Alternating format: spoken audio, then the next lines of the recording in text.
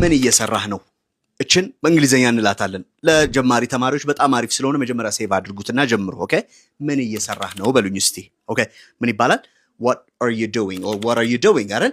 what are you doing ካላችሁ ልክ ነው። እሺ ውሰዱት እስቲ። እሷ ምን እየሰራች ነው?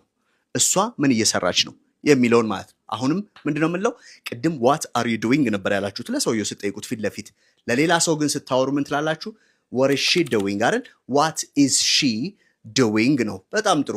ምን እያደረክ ነበር የሚለውን ደግሞ እስቲ ያለፈ አድርገን ደግሞ እናውራ። ፓስት እናድርገው እስቲ። ምን እያረክ ነበር?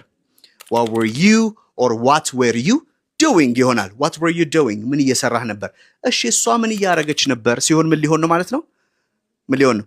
ቅድም is ነበር እዛ የተጠቀማችሁት አይደል? what is she doing ነበር። እዚህ ጋር ደግሞ ሲመጣ was ይሆናል። what was she doing ምን እያደረገች ነበር የሚለውን ይመጣል ማለት ነው። ኦኬ አሁን ትንሽ ከፍ እናድርገው። የምንጠቀመው ዱ ዳዝ የሚሉ ናቸው ደግሞ እዚህ ጋር። ኦኬ ለምሳሌ ምንድነው የምትሰራው? ወይ ደግሞ አንተ ምንድነው የምትሰራው? ስራህ ምንድነው ሲሆን what's your job what's your work ይሆናል አይደል?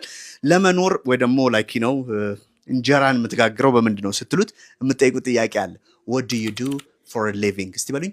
what do you do for a living ምን ማለት ነው? ምንድነው የምትሰራው ወይም ስራህ ምንድነው ማለት ነው። እሺ ወደ እሷ እንውሰደዋ። ስራዋ ምንድነው? ምንድነው የምትሰራው እሷ?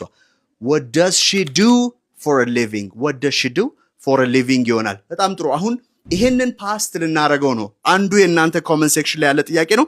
አንዱ እዚሁ ምን ሰራው ነው። በሱ መሰረት ነው ኮመንት ሴክሽን ላይ የምትስሉልኝ። ኦኬ እሺ ትላንትና ምን አደረክ? ትላንት ምን አደረክ? ኦኬ what did you do yesterday what did you do yesterday what did you do yesterday ካላችሁ ልክ ነው። እሷ ትላንትና ምን አደረገች የሚለው ጥያቄ እናንተ ይሆናል። ዲድን መጠቀማችሁ እንዳትረሱ። ኦኬ ስለዚህ የእሷን ደግሞ እዛች ኮመንት ሴክሽን ላይ አስቀምጡልኝ። we'll see you next time ፕራክቲስ ያደርጋችሁ ባይ